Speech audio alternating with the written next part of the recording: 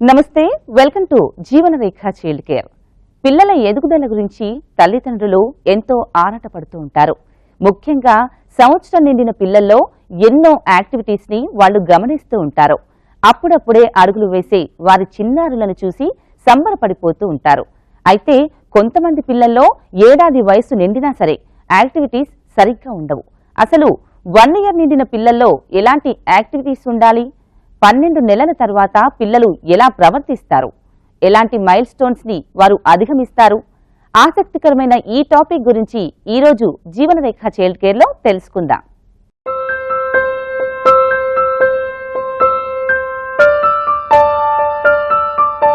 సాధారణంగా పిల్లలు ఎదిగే కొద్దీ వారిలో వికాసం పెరుగుతూ ఉంటుంది. 12 నెలలు నిండిన బేబీస్ ని చూస్తూ తల్లిదండ్రులు ఎంతో ముచ్చటపడుతూ ఉంటారు. అయితే ఈ టైంలోనే బేబీస్ పట్ల అత్యంత జాగ్రత్త అవసరం. వాళ్ళు చేసే ప్రతి యాక్టివిటీస్ ని ఒక కంట గమనిస్తూ ఉండాలి. కంటికి రెప్పలాగా పిల్లల్ని పెంచాలని పెద్దలు అంటూ ఉంటారు. అందుకే పిల్లలు చేసే పనులకు అప్సెట్ అవ్వకుండా వాళ్ళు అలా ఎందుకు చేస్తున్నారో అని ఆలోచించాలి. అసలు సంవత్సరం వయసు వచ్చిన పిల్లలు ఎలా ప్రవర్తిస్తారో, ఎలాంటి పనులు చేస్తారో ఇప్పుడు తెలుసుకుందాం.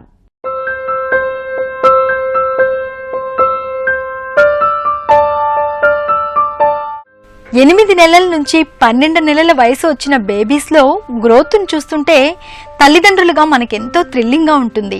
అప్పుడప్పుడే వాళ్ళు అడుగులు వేస్తున్నా, ముద్దు ముద్దుగా మాట్లాడుతున్నా, అన్నింటినీ గుర్తుపట్టి చెబుతున్నా మనకెంతో ఆనందంగా ఉంటుంది. వారి ఎదుగుదలను చూస్తుంటే మనం కూడా చిన్నపిల్లల్లా మారిపోయి కేరింతలు కొడుతూ ఉంటాం.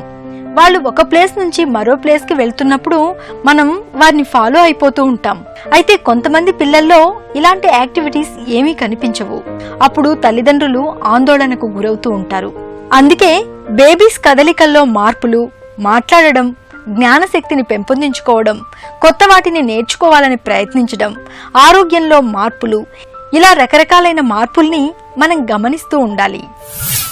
మన ఇండియాలో తీసుకున్నట్లయితే ఎస్పెషలీ సౌత్ ఇండియాలో, దక్షిణ భారతదేశంలో ఇన్ఫాంట్ మోర్టాలిటీ రేట్ ఒక సంవత్సరం లోపల వయసు పిల్లల మరణ సంఖ్య తీసుకున్నట్లయితే 35 to 40 అనే యావరేజ్ ఫర్ ఎవ్రీ 1000. అంటే ప్రతి 1000 మందికి 30 నుంచి 40 మంది శిశువులు కూడా ఇప్పటికీ ఈ రోజుకి ఈవెన్ ద డెవలపింగ్ కంట్రీ మరణిస్తూ ఉన్నారు.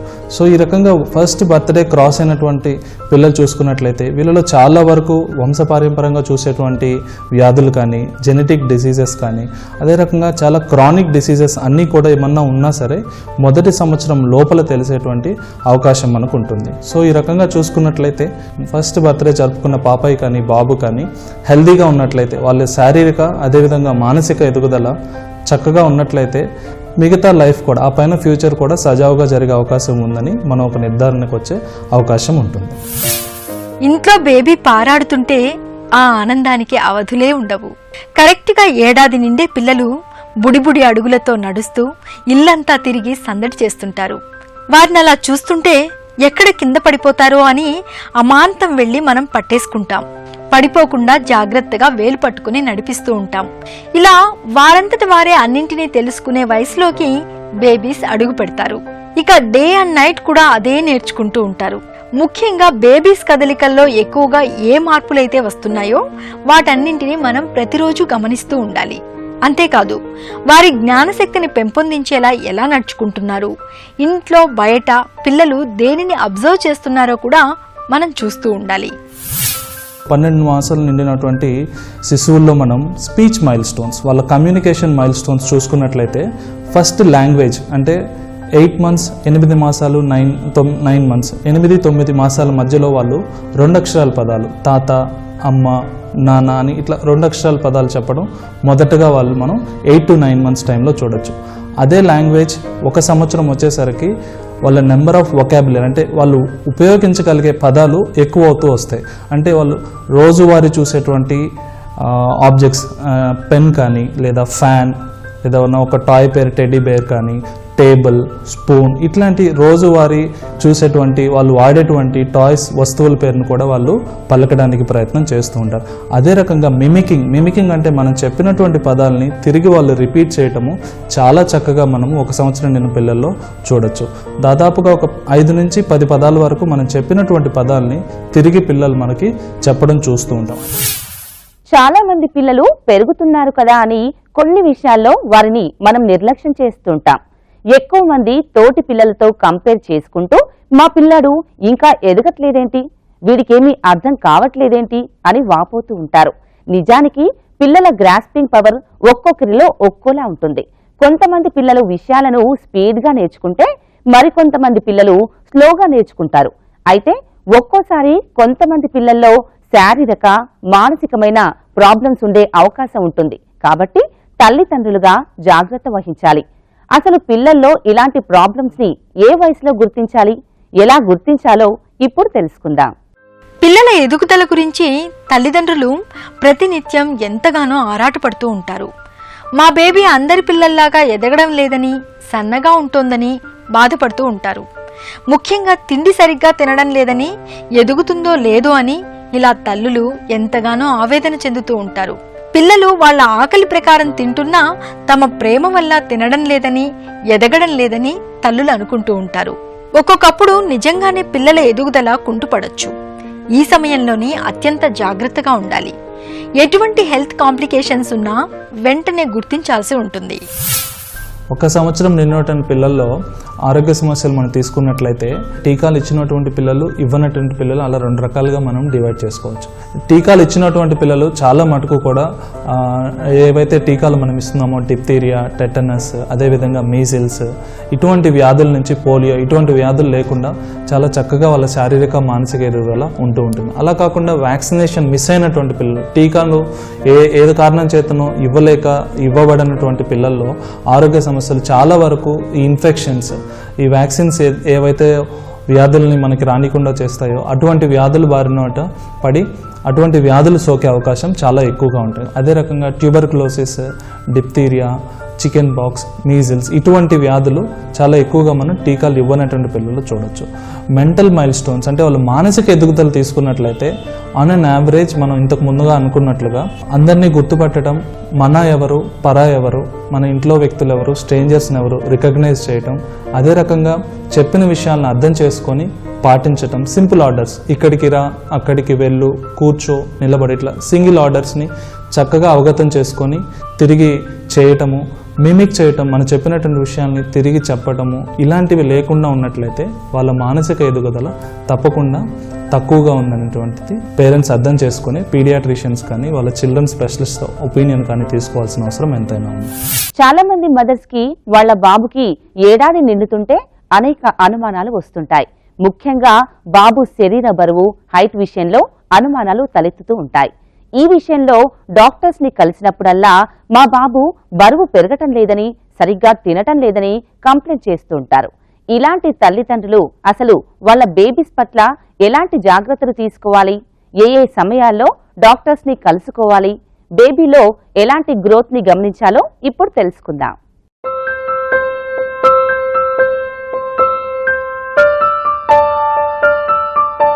సంవత్సరం నిండగానే పారాడే వయసు నుంచి బుడిబుడి అడుగులతో నడిచే సమయం వచ్చేస్తుంది బేబీస్కి. ఈ సమయంలో ఇంట్లో ఒక పట్టాన కూర్చోరు, బయటికి తీసుకెళ్లినా కుదురుగా ఒక చోటుండరు, నడుస్తూ పరిగెడుతూ అల్లరి కూడా మొదలు పెట్టేస్తారు. ముఖ్యంగా అన్నం తినేటప్పుడు తల్లులకి అత్యంత ఓపిక అవసరం. సరిగ్గా తినట్లేదు కాబట్టి సరిగా బరువు పెరగడం లేదని, ఇష్టమైన ఆహారాన్ని కూడా ఒక్కోసారి తినకుండా ఏడిపిస్తున్నారని గాబరా పడిపోతూ ఉంటారు. అసలు ఏడాది వయసు వచ్చిన పిల్లలు శారీరకంగా ఎంత ఎత్తుకు ఎంత బరువు ఉండాలనే దానిపై అందరికీ అవగాహన ఉండాల్సిందే. ఈ ఏడాది పిల్లల్లో ఎదుగుదల ఎట్లా ఉండాలంటే మనం 2 విధాలుగా కూడా చాలా డీటెయిల్గా మాట్లాడుకోవాల్సిన అవసరం ఉంది. ఎదుగుదల బరువులో, తల కొలతలో, యాజ్ వెల్ యాజ్ పొడవు అండ్ చెస్ట్ సర్కంఫరెన్స్. బరువు చూసినట్టయితే పుట్టిన పిల్లలు 1 సంవత్సరం నిండేపాటికి సుమారు 3 రెట్లు పెరుగుతారు బరువు. 2 హైట్ చూసినట్టయితే పుట్టినప్పుడు 50-52 సెంటీమీటర్లు, 48 సెంటీమీటర్లు ఉన్నప్పుడు సుమారు 1 ఇయర్ వచ్చేపాటికి ఒక 50% హైట్ పెరగడం జరుగుతుంది. అదేవిధంగా హెడ్ సర్కంఫరెన్స్ కూడా పుట్టినప్పుడు 32, 33 to 35 సెంటీమీటర్స్ ఉన్న పిల్లలు ఒక 10 సెంటీమీటర్స్ కూడా తలకొలత పెరగటం జరుగుతుంది. సపోజ్ ఎక్కడైనా మనం లోటుపాటు కనపడితే ఎందుకుందని చూసి అది మనం దాన్ని అక్కడ కరెక్ట్ చేసుకుంటే అప్పటికప్పుడు మనం సెట్ రైట్ చేయొచ్చు దాన్ని. తల్లిదండ్రులకు వాళ్ళ బేబీస్ పైన ఎన్నో అనుమానాలు వ్యక్తమయ్యేది మొదటి ఏడాదిలోనే. ఇలా పలు సందేహాలు రావడం మంచిదేనా అంటే ఒక రకంగా మంచిదే అని చెప్పొచ్చు. ముఖ్యంగా శారీరక ఎదుగుదల ఎలా ఉందో గమనించాల్సిన అవసరం ఉంది. అసలు 12 నెలల వయసు వచ్చిన బేబీస్లో శారీరక ఎదుగుదల సరిగా లేదని, సరిగా తిండి తినక బరువు తగ్గిపోతున్నారని వాపోతూ ఉంటారు. ఇప్పటి నుంచే వీరి తిండి విషయంలో సరైన ప్రణాళికను రూపొందించడం వల్ల మనం ఒక అడుగు ముందుకు వేసినట్లే అవుతుంది. ఈ ఫుడ్లో ఈ 1 year పిల్లలకి చూసినట్టయితే మనం చిల్డ్రన్కి ఎక్కువ ప్రోటీన్ ఫుడ్ మనం ఇవ్వాల్సిన అవసరం ఉంది. ఎందుకంటే మనం యూజువల్గా ఇండియన్ ఫుడ్లో మనం ఎక్కువ రైస్ మనం ప్రిఫర్ చేస్తాం, లేకపోతే రాగి అది ప్రిఫర్ చేస్తాం. ఇవన్నీ మంచి నేను కాదంటలేదు, కానీ మన క్వాంటిటీ పెట్టినప్పుడు రైస్ కన్నా పప్పు ఎక్కువ ఉండాలి, వెజిటబుల్స్ ఈక్వల్ క్వాంటిటీ ఉండాలి. రైస్ కానివ్వండి రాగి కానీ ఇచ్చినా కూడా అది మిక్స్ అయి ఉండాలి. మనం ఇచ్చే ప్రోటీన్ క్వాంటిటీ ఎక్కువ ఉండాలి. ఎందుకంటే బాడీ బాగా ఎదగాలంటే ప్రోటీన్ చాలా చాలా ఇంపార్టెంట్. అండ్ ఆ గ్రోత్కి ఆ ఎదుగుదలకు కావాల్సింది is protein or amino acids. So అది ఎక్కడ దొరుకుతుంది? పప్పు, lentils, so which are very good. So అది వెజిటబుల్స్ మిక్స్ చేసుకుని రైస్తో ఇచ్చినట్టయితే చాలా మంచిది. రెండోది, మనం వెజిటబుల్స్ ఇచ్చినప్పుడు అన్ని వెజిటబుల్స్ ఒకేసారి మనం మ్యాష్ చేసేసి ఇవ్వటం అన్నది మంచిది కాదు. ఎందుకంటే వాళ్ళ ఫుడ్ న్యూట్రిషన్తో పాటు టేస్ట్ తెలవటం కూడా చాలా మంచిది. మనకి బాబో పాపో పుట్టగానే ముందుగా చేయాల్సిన ముఖ్యమైన పని టీకాలు వేయించటం. ఈ విషయంలో అందరికీ ఎంతో అవగాహన ఉన్నా కూడా కొన్ని కారణాల వల్ల అవి మిస్ అవుతూ ఉంటాయి. అందుకే బేబీ క్యాలెండర్ అనేది ఎంతో ఇంపార్టెంట్. ముఖ్యంగా తట్టు, గవద బిళ్ళలు, రుబెల్లా, ఎంఎంఆర్ లాంటి టీకాలు, హిమోఫిలస్, హెపటైటిస్, వరిసెల్లా, న్యూనోమోకల్ ఇలా ఎన్నో రకాలైన టీకాలను పిల్లలకు ఇప్పించాల్సి ఉంటుంది. ఈ చెకప్స్కి ఎప్పుడెప్పుడు వెళ్ళాలి? ఒకవేళ టైం మిస్ అయితే ఏం చేయాలో ఇప్పుడు చూద్దాం. ఎప్పుడైతే బర్త్డే ముందు కానీ బర్త్డే దాటిన తర్వాత కానీ చేసే 2 వ్యాక్సిన్స్, ఒకటి హెపటైటిస్ ఏ అంటే కామెర్లో ఒక రకం, ఏ రకం. అది యూజువల్గా ఫుడ్ కంటామినేషన్ వల్ల కానీ వాటర్ కంటామినేషన్ వల్ల కానీ చూస్తూ ఉంటాం. అందినవన్నీ నోట్లు పెట్టుకుంటారు కాబట్టి అటువంటి పిల్లలకి కంపల్సరీగా hepatitis A vaccine around birthday టైంకి ఇవ్వడం మంచిది. అండ్ ఇంకొక వ్యాక్సిన్ ఇంచుమించు ఇదే టైంలో ఇవ్వాల్సిన వ్యాక్సిన్ అరౌండ్ న్యూమోనియా వ్యాక్సిన్. అంటే ఎప్పుడైతే మనం ప్రైమరీ డోస్ 2, 3, 4 నెలల లోపు మనం ఇచ్చేస్తామో 3 doses, ఈ 1 year కల్లా 1 year 15 months లోపు బూస్టర్ డోస్ న్యూమోకోకల్ వ్యాక్సిన్ కూడా ఇవ్వడం మంచిది. ఒకవేళ ఏదైనా వ్యాక్సిన్ మనం ఇవ్వనట్టయితే కంపల్సరీగా మీ డాక్టర్ని సంప్రదించండి. ఇవి డిలేడ్గా ఇవ్వచ్చు, అంతే కొంచెం డిలే చేసి ఏ వ్యాక్సిన్స్ ఏట్లతో కలపచ్చు, వ్యవధి అంటే ఒక వ్యాక్సిన్కి ఇంకొక వ్యాక్సిన్ ఎంత గ్యాప్ ఉండాలి, అది ఎలాగ మనం మళ్ళీ రీస్కెడ్యూల్ చేసుకుని అన్ని వ్యాక్సిన్స్ కరెక్ట్ టైంకి ఇవ్వాలని డాక్టర్స్ మీకు చెప్తారు. సాధారణంగా బేబీలో అబ్జర్వ్ చేయాల్సిన అంశాలు ఎన్నో ఉంటాయి. వారు ఎంతసేపు నిద్రపోతున్నారు, ఎన్ని నాపీస్ మారుస్తున్నామో ప్రధానంగా అబ్జర్వ్ చేయాలి. వారు పాలని తాగేటప్పుడు ఏ ఫింగర్స్ ని యూజ్ చేస్తున్నారు, నోట్లో వేళ్లు వేసుకుంటున్నారా, వేసుకుంటే ఏ వేలుని బాగా చీకడం అలవాటు చేసుకుంటున్నారో గమనించాలి. పిల్లలు ముఖ్యంగా ఫుడ్ తినేందుకు ఇంట్రెస్ట్ చూపించరు. వారికి ఏదైనా తినిపించాలి అంటే తల్లులకు పెద్ద సవాల్. అందుకే బేబీస్ ఏ టైంలో ఫుడ్ తినేందుకు ఆసక్తి చూపిస్తున్నారో అదే టైంకి ఫుడ్ పెట్టడం అలవాటు చేసుకోవాలి. ఇక పిల్లలు ఎవరైనా వారి పేరు పెట్టి పిలిస్తే తిరిగి చూస్తున్నారా లేదా అన్న అంశాలతో పాటుగా వారు ఇంట్లో వచ్చే సౌండ్స్ ని క్యాచ్ చేయగలుగుతున్నారో లేదో చూసుకోవాలి. ఎవరి సహాయం లేకుండా వారంతట వాళ్ళు లేచి నిలబడడం, 2 అడుగులు వేసి మళ్లీ కిందకి కూర్చోవడం, ఇలాంటి యాక్టివిటీస్ ని రెగ్యులర్ గా చేస్తున్నారా లేదా అనేది నిశితంగా గమనించాలి. ఎందుకంటే ఈ టైంలోనే బేబీస్ కి శారీరక సమస్యలు ఏవైనా ఉంటే వెంటనే గ్రహించగలుగుతాం. మీరు బేబీస్తో మాట్లాడేటప్పుడు అన్ని విషయాలను వారికి ఒకేసారి చెప్పడం మంచిది కాదు. అన్నింటిని వారు గుర్తుంచుకోలేరు. అందుకే కొంచెం కొంచెంగా విషయాలను వారికి నేర్పించాలి. ఈ సమయంలోనే వారికి క్రమశిక్షణ కూడా తెలిసేలా చేయాలి. ముఖ్యంగా ఇంట్లో వారిని గుర్తుపడుతున్నారా లేదా అనేది చూసుకోవాలి. అంతేకాదు వారి ఆట వస్తువులతో వారిని ఆడుకునేందుకు ఫ్రీగా వదిలేయాలి. ఇలాంటి విషయాలన్నింటినీ మనం జాగ్రత్తగా గమనించాల్సి ఉంటుంది. ముఖ్యంగా మనం డాక్టర్ని కలిసినప్పుడు ఇలాంటి వాటి గురించి ఎక్కువగా మాట్లాడుతూ ఉండాలి. ఇది బేబీస్ గ్రోత్ ని డాక్టర్స్ కి ప్రత్యక్షంగా చెప్పినట్లు అవుతుంది. వారి అలవాట్లు, దేనిని బాగా ఇష్టపడుతున్నారు, ఇలాంటివి కూడా డాక్టర్స్కి చెప్పడం వల్ల బేబీస్ గురించి వారికి అవగాహన వస్తుంది. 12 నెలలు వచ్చిన బేబీస్ ముఖ్యంగా సొంతంగా నేర్చుకునే అలవాటుని ఇప్పటి నుంచే ప్రయత్నిస్తుంటారు. అందుకే వారికి నేర్చుకునే అవకాశాన్ని కల్పించాలి. అన్ని విషయాలను ఒకేసారి చెప్పేసి మన పనుల్లోకి వెళ్లిపోతే వారు కన్ఫ్యూజ్ అయ్యే అవకాశం ఉంటుంది. ప్రతిరోజు ఒక కొత్త విషయాన్ని నేర్పిస్తూ మరుసటి రోజు దానిని గుర్తు చేస్తూ ఉండాలి. అప్పుడే వారికి నేర్చుకునేది గుర్తుండే అవకాశం ఉంటుంది. సంవత్సరం వస్తున్నా కూడా చాలా మంది పిల్లలు తల్లిపాలకు అలవాటు పడి పీకా పాలు తాగేందుకు మారం చేస్తుంటారు. తల్లులు కూడా తమకి పాలు వస్తున్నాయి కదా అని పిల్లలకు ఇస్తుంటారు. మరి సంవత్సరం దాటిన పిల్లలు లేదా ఏడాది వయసు పిల్లల్లో తల్లిపాలు ఎంతవరకు ఇవ్వాలి, ఎలా దాన్ని మాన్పించాలి అన్న విషయాలను ఇప్పుడు తెలుసుకుందాం.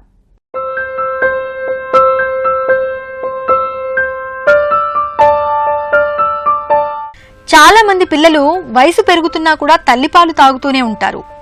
నిజానికి తల్లిపాలు ఎన్ని సంవత్సరాల వరకు తాగితే అంత మంచిది అంటూ ఉంటారు.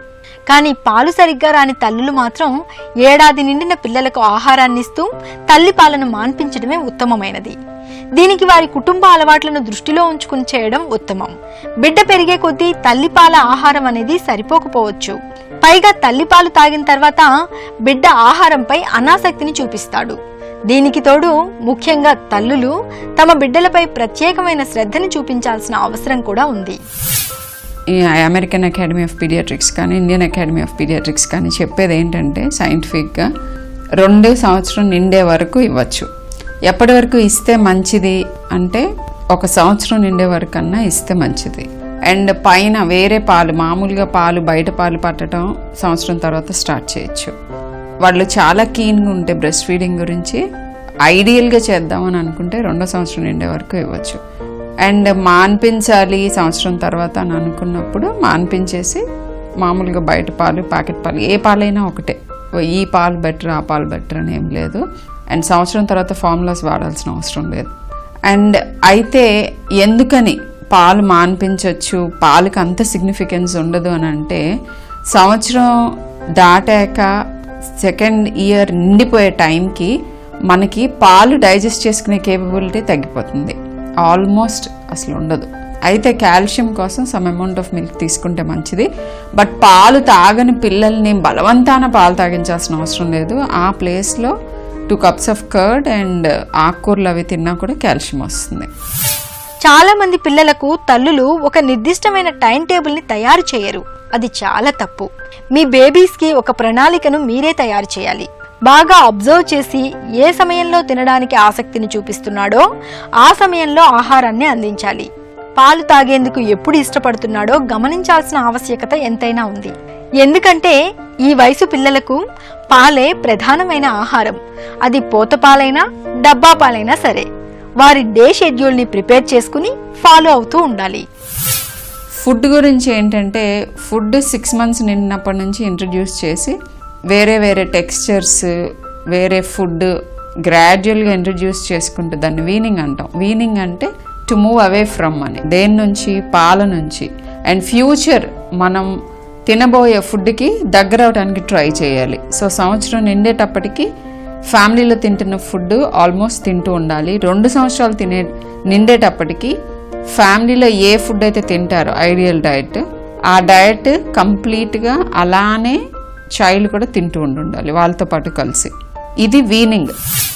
పిల్లల విషయంలో మనం గమనించాల్సింది ఒక్కటే, అదేంటంటే వారి మూడ్ ఆఫ్ బిహేవియర్. ఒక్కో రోజు ఒక్కో సమయంలో వాళ్ళు ఫుడ్ పై ఆసక్తిని చూపిస్తుంటారు. సరైన పోషక విలువలు ఉన్న ఆహారాన్ని అలవాటుగా చేసే సరైన టైం ఇదే. ముఖ్యంగా తల్లిపాలు అలవాటుని పిల్లలు మానేది కూడా ఈ వయసులోనే. బేబీస్ కి సాలిడ్ ఫుడ్స్ ని ఫస్ట్ టైం అందిస్తున్నాము కాబట్టి అందులో న్యూట్రిషనల్ వాల్యూస్ ఎలా ఉన్నాయో చూసుకోవాలి. వెజిటబుల్స్, ఫ్రూట్స్, మీట్స్ ని అందించే టైము ఇదే. ఈ విషయంలో డాక్టర్ని సంప్రదించి వారికంటూ ఒక టైం టేబుల్ ని సిద్ధం చేసుకోవాలి. ఒకవేళ ఆ సమయంలో బేబీ తినడానికి ఇష్టపడకపోతే వేరే సమయంలో వారికి ఆ పోషక విలువలు అందేలా చేయాలి. ముఖ్యంగా బ్రెస్ట్ ఫీడింగ్ కి అలవాటు పడిన బేబీస్ ఆహారంపై మక్కువ చూపించకపోయినా, తల్లిపాలు సరిగ్గా రాకపోయినా వెంటనే డాక్టర్ సలహా తీసుకోవడం ఉత్తమం. తల్లిపాలు తాగేవాళ్ళు కి ఒక్కొక్కసారి సంవత్సరంలోపు తల్లిపాలు సరిపోకపోతే ఏం చేయాలి అని అడుగుతూ ఉంటారు. అలాంటప్పుడు ఐడియల్గా సప్లిమెంట్ ఏంటంటే ఫార్ములా. వేరియస్ ఫార్ములాస్ ఉంటాయి మార్కెట్లో, అది మీ డాక్టర్ అడ్వైస్తో తీసుకోవచ్చు. అయితే తల్లిపాలు సరిపోతున్నాయా లేదా అనేది తెలుసుకోవటం ఎవరి వల్ల కాదు. అది గ్రోత్ సరిగ్గా ఉందా లేదా, అండ్ 6 నెలల తర్వాత తల్లిపాలు సరిపోతున్నాయా లేదా అని అసెస్మెంట్ చేయక్కర్లా. సరిపోకపోతే ఫుడ్ ఇస్తాం. ఇన్ఫ్యాక్ట్ అలాంటి పిల్లలు తొందరగా ఫుడ్లో పడిపోతారు, అండ్ అది యాక్చువల్గా అడ్వాంటేజెస్. 9 months నిండే టైంకి డే టైం అసలు బ్రెస్ట్ ఫీడ్ చేయాల్సిన అవసరం లేదు. నైట్ టైం బ్రెస్ట్ ఫీడ్ చేస్తూ, సంవత్సరం నిండే టైంకి ఓన్లీ నైట్ ఫీడింగ్ చేస్తూ, కొంతమంది ఈవెన్ ఆపేయటానికి కూడా సిద్ధంగా ఉంటారు. సో 6 months తర్వాత పాలు సరిపోతున్నాయా లేదా అనే క్వశ్చన్ గురించి ఆలోచించక్కర్లా. 6 months లోపు పిల్లలైతే పాలు సరిపోకపోతే, సరిగ్గా పెరగట్లేదు లేదా వేరే ప్రాబ్లమ్స్ వస్తున్నాయి అంటే అలాంటి పిల్లలకి ఫార్ములా అడ్వైస్ చేస్తారు డాక్టర్స్. మన పిల్లల ఎదుగుదలని మనమే డే టు డే యాక్టివిటీస్ ద్వారా గమనిస్తూ ఉండాలి. ముఖ్యంగా సంవత్సరం నిండిన పిల్లల విషయంలో వారిలో వస్తున్న శారీరక మానసిక మార్పులను జాగ్రత్తగా గమనించాలి. ఎలాంటి విషయాల్లో పేచీలు పెడుతున్నారు, ఎక్కువగా ఎందుకు ఏడుస్తున్నారు, ఎలాంటి భయాందోళనలకు గురవుతున్నారు, ఇలా రకరకాల అంశాలపైన నిశితమైన దృష్టిని పెట్టాల్సి ఉంటుంది. డాక్టర్స్ చెకప్లో వారిలో వస్తున్న మార్పులు, కొత్త రకమైన ఆహారపు అలవాట్లు, వారిలో వికాసపరమైన ఎదుగుదల, వీటన్నింటినీ ఎప్పటికప్పుడు మానిటరింగ్ చేసుకుంటూ ఉండాలి. అప్పుడే మన బేబీ ఆరోగ్యంగా ఉంటుంది. జీవనరేఖ చైల్డ్ కేర్ కార్యక్రమంలో మీకోసం ఒక హెల్తీ బేబీ టీమ్. చాలా ఇంపార్టెంట్ అండి. పిల్లలు కంట్రోల్ లేకుండా ఏడుస్తున్నారు అని వస్తూ ఉంటారు. సో ఇలా ఎందుకు ఏడుస్తున్నారో ఎవరో తెలియదు సడన్గా. సో కామనెస్ట్గా పిల్లలకి చలికాలంలో, శీతాకాలంలో ముఖ్యంగా కంటిన్యూస్గా ఏడుస్తున్నారంటే అది ఇయర్ పెయినా అని ఆలోచించడం చాలా ముఖ్యమండి. ఎందుకంటే చలిగాలి వలన యుస్టేషన్ ట్యూబ్లో ఒకసారి తేమ ఉండటం వలన లేదా ఇన్ఫెక్షన్స్ వలన కూడా వాడికి విపరీతమైన చెవి నొప్పి రావచ్చు. సో చలిగాలిలో, శీతాకాలంలో ముఖ్యంగా, లేదా మన చలిగాలిలో బయటకు వెళ్ళినప్పుడు పిల్లలకి కోల్డ్ ఉండి జలుబు చేసి కంటిన్యూస్గా ఏడుస్తున్నాడంటే అట్లాంటి పిల్లలకి చెవి నొప్పి వలన ఏడుస్తున్నాడేమో అని మనం ఫస్ట్ నిర్ధారించుకోవాలి. వాడికి సింపుల్ స్టీమ్ ఇన్హలేషన్ ఇవ్వటం వలన, నోస్లో డ్రాప్స్ వేయటం వలన, వాటితో పాటు కొద్దిగా యాంటీహిస్టమిన్ మెడిసిన్స్ ఇస్తే చాలా మటుకు పెయిన్ తగ్గిపోతుంది. Unless there is a real infection, చెవిలో డ్రాప్స్ వేయటం వలన ఎటువంటి ప్రయోజనం ఉండదు. జీవనరేఖ చైల్డ్ కేర్ ప్రోగ్రాంలో ఇప్పటి వరకు చూసిన అంశాలను ఒక్కసారి గుర్తు చేసుకుందాం. 7 ఏడాది వయసు పిల్లల్లో ముఖ్యంగా ఎదుగుదలని గమనిస్తూ ఉండాలి. అడుగులు వేసేటప్పుడు వారిని కనిపెట్టి ఉండడం, శారీరకమైన ఎదుగుదల, హైట్, వెయిట్, వీటన్నింటినీ గమనించాలి. అలాగే వారిలో వికాసం ఎలా పెరుగుతుందో కూడా గమనిస్తూ ఉండాలి. ముఖ్యంగా తల్లిదండ్రులు ఏ విషయంలో కూడా ఆందోళనకు గురి కాకూడదు. అలాగే పిల్లలకు ఫుడ్ హ్యాబిట్స్ ని అలవాటు చేయడం, తల్లిపాలు మాన్పించాలా వద్దా అనే అంశాన్ని డాక్టర్తో చర్చించడం చేయాలి. మానసికంగా పిల్లల ఎదుగుదల ప్రత్యేకంగా పర్యవేక్షించాలి. వస్తువులను, మనుషులను గుర్తుపడుతున్నారా లేదా, బేబీస్ ఎటువంటి మైల్ స్టోన్స్ ని క్రాస్ చేస్తున్నారు, ఎలాంటి విషయాల పట్ల ఆసక్తిని చూపిస్తున్నారు, ఈ విషయాలన్నీ కూడా తెలుసుకోవాలి. 12 నెలలు వచ్చిన శిశువులకు అనేక రకాలైన టీకాలు ఇప్పించడంలో జాప్యం చేయకూడదు. ఒకవేళ డేట్ మిస్ అయితే వెంటనే దగ్గరలోని పీడియాట్రిషియన్ని సంప్రదించాలి. అలాగే బిడ్డ ఆరోగ్యాన్ని సంరక్షించుకోవాల్సిన అవసరం ఎంతో ఉంది. ముఖ్యంగా ఆహారపు అలవాట్లు, నిద్రపోయే సమయం, ఇలాంటి వాటిలో తేడాలు గమనించాలి. ఎటువంటి ఆహారం పట్ల శ్రద్ధ చూపిస్తున్నారో, ఏ టైంలో తినేందుకు ఇష్టపడుతున్నారో తెలుసుకోవాలి. వారికంటూ సెపరేట్ టైం టేబుల్ ని రెడీ చేయాలి. వారి కోసం ప్రత్యేకించి సమయాన్ని కేటాయించాలి. ఆట వస్తువులతో ఆడుకోవడం నేర్పించాలి. అలాగే వారిలో వచ్చే మానసిక వికాసాన్ని, జ్ఞానశక్తిని గుర్తించాలి. బేబీకి సంవత్సరం వయసు నిండుతుంటే తల్లిదండ్రులు అత్యంత జాగ్రత్తగా ఉండటం అనేది కీలకం. ఫుడ్ విషయంలో, వారిలో వచ్చే మార్పుల విషయంలో అన్నింటా ఒక కంట కనిపెడుతూ ఉండాలి. ఇది పేరెంట్స్ గా మన బాధ్యత. మరో చక్కని అంశంతో జీవనరేఖ చైల్డ్ కేర్ లో మళ్ళీ కలుసుకుందాం. అంతవరకు సెలవు. నమస్కారం.